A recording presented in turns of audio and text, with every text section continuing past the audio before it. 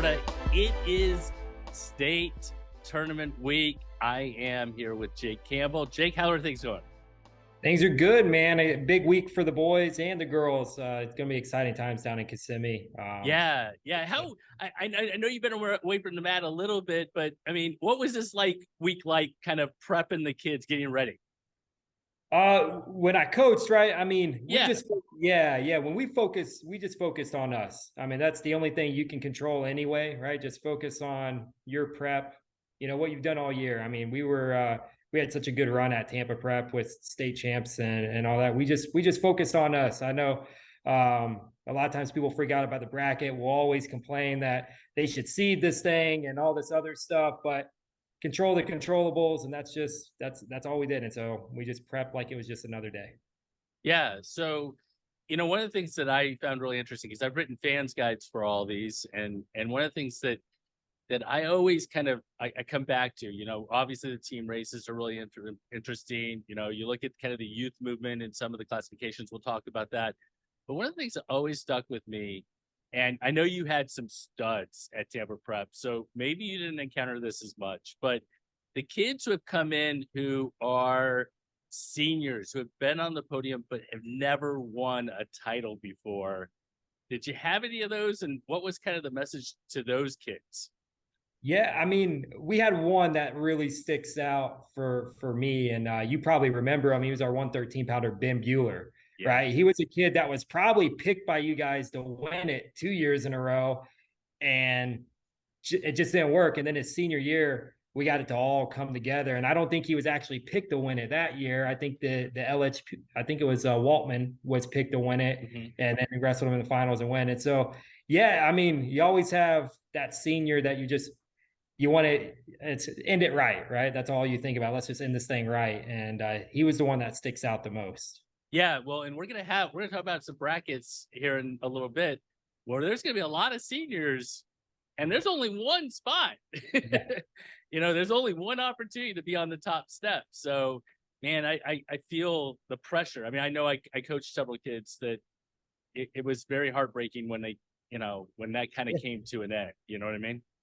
Yeah, no, it's tough, man. I think you just you touched on it. It's heartbreaking, but listen, if you've prepared the right way, win or lose, you just you accept the result. And this sport teaches you life lessons too, right? And so there's always something to take from it.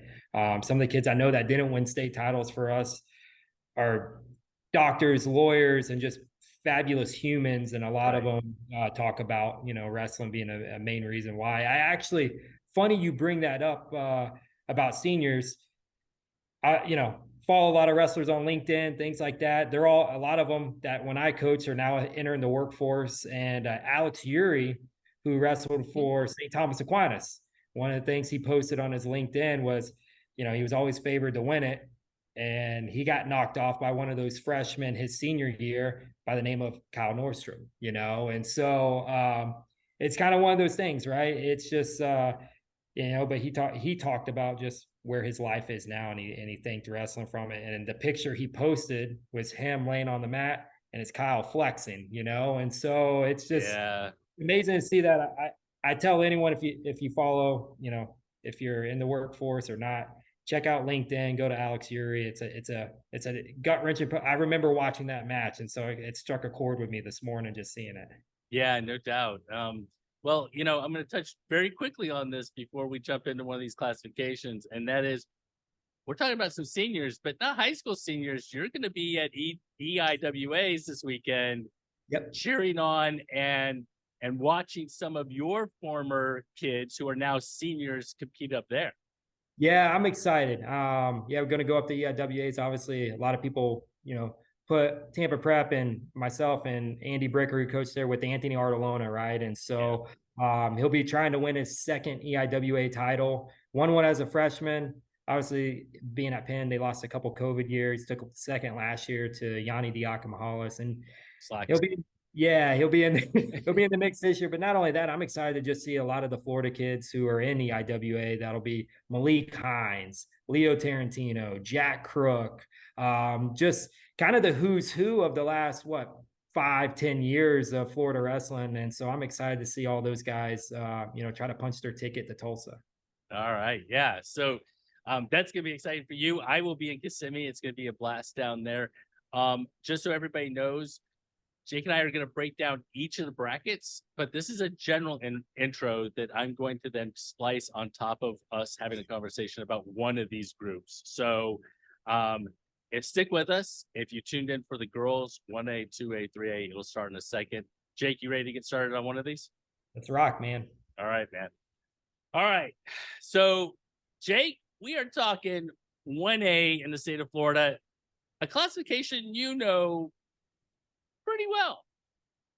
Yeah, it's changed since I was around though, right? There's no Lake Highland Prep. No Lake Highland Prep, no Clay High School, no Tampa Prep's not where it once was, right? So things have just changed a little bit. And but especially in some of these weights, right? I always like 1A. You get some 8th graders, you get some young kids who are just coming through, because it's with the private school thing, right? These guys can wrestle as 8th graders. And so or younger or younger in some cases. And so I love seeing the future coming through. I get super excited about that. But the 1A team race is going to be interesting too, and I'm excited to see that as well. Yeah, so I'm glad you started there. So really, and I'm going to just kind of set the context and then we'll wrap it up with the team race. But the context is Mater Lakes comes in with 12 qualifiers. Somerset comes in with 11. Jensen Beach, who are the defending champs, come in with 11, and they won the duels. And then you've got a team like First Baptist, and I'm not going to name all the teams, but First Baptist comes in with 9. But last year they brought 7 and put 7 on the podium. So everybody kind of keep that in mind as we talk about each of these classifications. And Jake, when we come back around to that, I want you to tell me kind of who you think is going to kind of emerge, because I think it's going to be a really interesting team race. I agree. All right, awesome. You talked about the youth, and there's a lot of youth in this one. I mean, we are talking, I think there's a 6th grader listed, Asher Bacon from First Baptist Naples, who won his region. We'll get to that in a minute, but man, there's a lot of young talent. That said, there are still some returning state champions in the group too. So they're going to have to go through some tough wrestlers. Let's jump to 100 pounds, where we have all this youth. You got Jasper Kroom from Florida High, Mason Odell, Reed Yates, Adrian Day. I think they're all of middle school age, and they're your region champs. So none of them, I don't think, have been here before. Maybe Mason Odell. Who's the favorite in this group? I think the favorite's got to be Mason Odell. Just I think he's got 2 head-to-head wins over Reed Yates, and so I know they wrestled, I think, at the Braves Invitational. That one I know for a fact they wrestled there. Yates is from my area as well. I mean, I've seen that kid since he was training with, I think he trained, he's one of the BB train boys, and so he's a tough kid, man. Real tough kid. I like Mason Odell. I just think that, head-to-head wins matter, and some of those, like he beat Reed Yates, close match, but it's 8-4, right? And so I think if you're putting up, anytime you're getting past 6, 7, 8 points, and close matches, it's good enough to win usually. So I'm not going to ask you every single time, but I want you to stop me at any point in time when you see a potential first round quarterfinal matchup that you're going, man, that's one to watch. All right. So we can move on to 113, but in the future, I want you to just feel free to stop me and say, that's a match we need to watch. Yeah. All right. So at 113, we got our region champs and Derek Williams, who was in region 1, Giovanni Solis out of Somerset, down in region 4, Mario Del Vecchio, another middle school age, same with Solis, who's the champ in region 2. Jack Oliver, who's been here before from Lemon Bay, is your other region champ. Region champs have a tendency to come through. I think last year, I can look this up real quick. They won 12 of the 13 of the 14 weights. So that's why we're talking about the region champs here. So which of these region champs is your favorite, or are you going to go somebody else? I like listen, if you're gonna beat him, everyone beat him now because little seventh grader Elvis's little brother Giovanni Salas is coming, and so I saw him at knockout in person, and all I kept thinking is get him while he's young because this kid's gonna be a real problem. Probably, and at that time I said he's gonna be a problem in March, and here we are, it's March, and so or March when the state tournament is. Um, I like Solis and Williams in the final. My only fear with taking Solis if he meets Williams in the finals, it's 11th grader versus seventh grader, and this goes back to get him while you can because you might not get him later. And I like Williams winning the bracket. Okay, I think the way you broke that down was perfect because, it, yes, seventh grader versus 11th grader, it matters. I mean, at the end of the day, it does matter. And you've coached some of those seventh and eighth graders in the past, and It you know matters what that it's like. it definitely matters at those weights. That like 113, 106, you get an 11th or 12th grader that's a 13 pounder. They're men, and Solis is, I like 12, he might be 12 years old, 13, Right. and and He's so a youngin, no doubt. yeah, so I think that matters, but don't be surprised if the young man pulls it off, is what I'm saying. All right. So at 120 pounds, I'm not going to have you pick the favorite because, I mean, look, we don't hand out medals beforehand, but Sebastian De Janeiro is just on another level. He's Yeah. amongst the best in the state of Florida. He was a Super 32 All American. Yeah. He plays the Super 32s. He's unbelievable. So if we're not talking Sebastian De Janeiro, because I've already thrown the accolades out there, who else are we talking about in this bracket? We talked about his sister earlier. It's Motor, and another Motor, and so I think Jonathan Motor is, young kid, ninth grader, but kind of like you said, it's De Janeiro. No disrespect to anyone, right? Then there's a little bit of a gap, and then it's everybody else. But De Janeiro is just, he's placed everywhere. I think he placed at Ironman too. I Yeah, mean, he's there's levels to this, and he's at that level. So he is.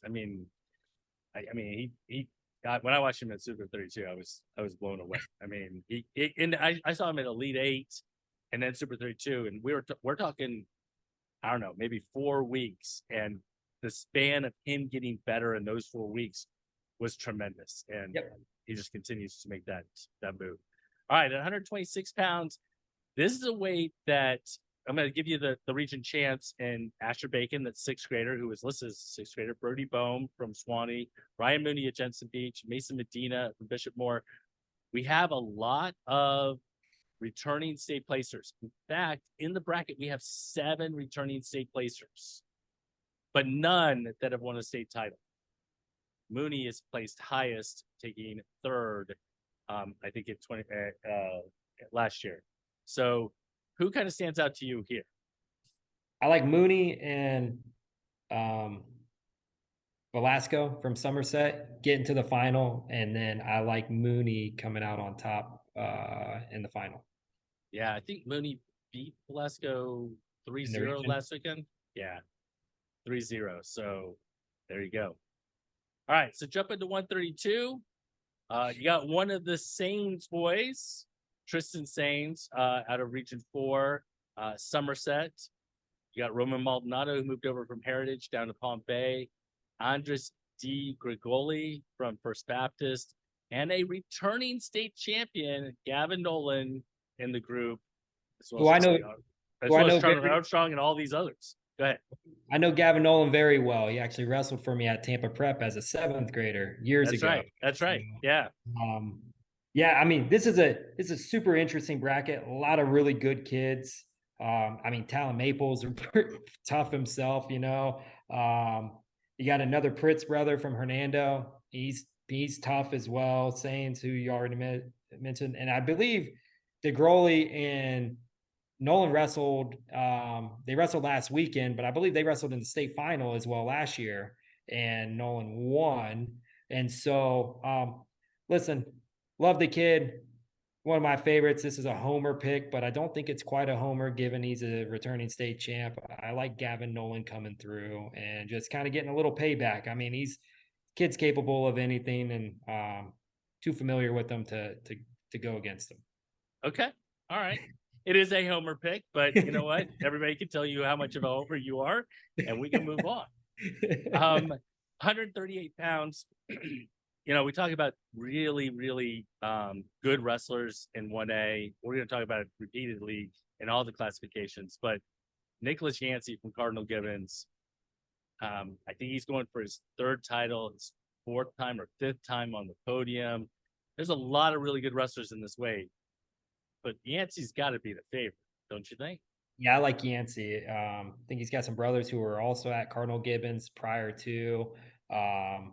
Kind of like the family affair down there. You got the Morris brothers coaching there now. You got Paco involved. His sons are there. I mean, but I like Yancey coming through. Senior, just I mean, he's the real deal. So no doubt, no doubt. Just to throw out a name out there, there's another eighth grader in the mix, and that's Landon Hawley, who I watched wrestle from Zephyr Hills Christian at the duels. So definitely another one to kind of keep an eye on. But yeah, Yancey's just, I mean, he's been solid like for a long, long time. Yep. All right, 145 pounds. This weight's really interesting. Off camera, we were talking about DJ Richards from Mount Dora, who won a state title in Virginia, but he's not a returning Florida state champion. Right. You got Michael Kiersey, Michael Sains, who had a great tournament last weekend, beat Frankie Florio, who is a returning state champion. You got Jewel Williams, who was also returning state champion. You got returning state champions, and I don't know that either one of those two are the favorites. Yeah, I like DJ Richards, man. Brant, this is a Brant pick, I guess, because he convinced me of DJ Richards this morning. And so when he and I were texting back and forth. So if I'm wrong, this is Brant's fault. But anyway, I like DJ Richards coming through. He's the real deal. That semis match, I actually think Jewel Williams will give him all he can handle. But I like Richards coming through. All right. Yeah. Is it tough being in a number 3 spot, or is the pressure a little off being like where Jewel Williams is there? I wouldn't say the pressure is off, right? Because this is a kid who won a state title last year, right? And right. So, and then lost, obviously didn't win the region this past week either. And so I would assume there's some internal pressure that's building there just with probably his own expectations of himself. And so right. That's where I got you. Yeah. I got you. All right. So 152 pounds. You got Nathan Furman from Palm Bay, Austin McKinney, Dylan Fox, Javier Lopez. Those are all your region champs. Then you got some really good wrestlers in Calais Nazario, Roberto Cortera, Daniel Ward, who took 4th out of his region, potential bracket buster there, who's also returning state placer. In fact, I think there are 8 state placers in this bracket. So, man, that's tough. Yeah, I like Furman coming through. I mean, call it going chalk a little bit, 43-0 senior. But that stuff matters. It matters. So, so I like Furman coming through from Palm Bay. All right. At 160 pounds, again, we don't hand out medals beforehand, but Kendrick Hodge has wrestled at a whole other level. He's super good. He is the returning state champion, probably at this weight. If he is your favorite, who do you think in the bracket might pose a challenge to Kendrick? Probably Gamba, his semis match. I think that's the match to maybe watch out for. I mean, kind of like you said, Hodges is sort of the who's who. I think he's got either 3 or 4 losses from Minto from Mariner, and so right. And I know he lost to Max Norman, who's a 2-time Tennessee champ, right. In a knockout, and for 3rd and 4th, which was a great bracket.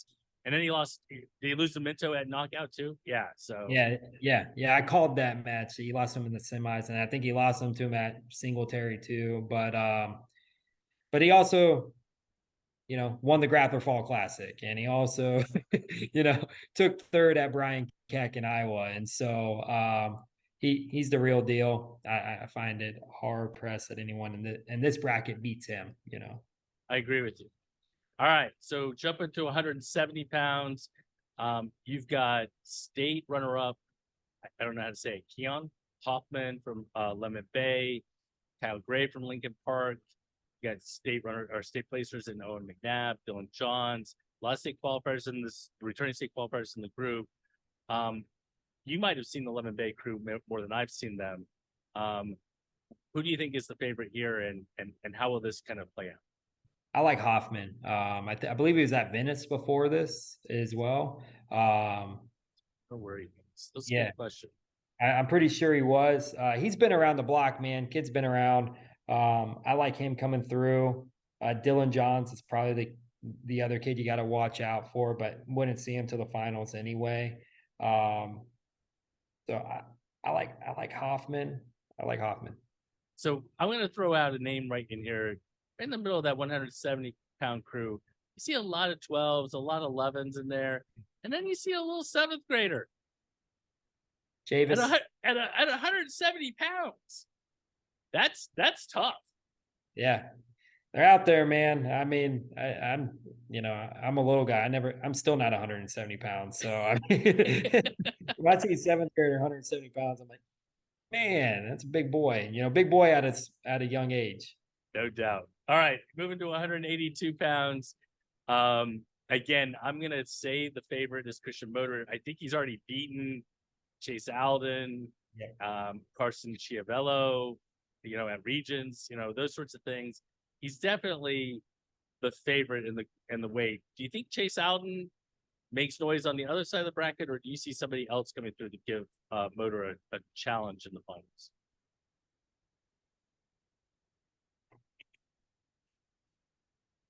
Probably Chase out. Man, that bottom bracket's interesting, huh? It is. It is. That's the reason I asked you, because I was like, you know what? Watch out for one of those Cardinal Gibbons kids. I feel like, was that Dominic Pentuso? Cardinal Gibbons? I just feel like Gibbons figures it out at the state tournament a lot of times. And so I feel like they're on a resurgence, right? They've been kind of down over the last couple of years. They're on the upswing, and I think this is one of those kids that, like, some of us on the outside are going, who's that? And then all of a sudden he's in the state finals. Well, and the thing that I'm glad you brought him up, because I would venture to guess that his workout partner is the favorite at 195 pounds, and that is Michael Mako. Yep. And having a really good workout partner plays a huge role. Yes. And I mean, and his coaches are about his size too. The Morse brothers wrestled, 49 and 57. I doubt they're at that weight right now as coaches, and so I just, Gibbons always turns out those kids, man. You just see him coming, and that's one of them. All right. So do you agree with me that Michael Mako is the favorite at 195 pounds? And if he is, who else in that bracket should we pay attention to that you might think might have a I don't know, a say, I guess, in kind of what happens? I mean, you got Alex Smith up top, 35-0, right? And then you got Octavian Osby, who's 23-0 for Palm Bay. Palm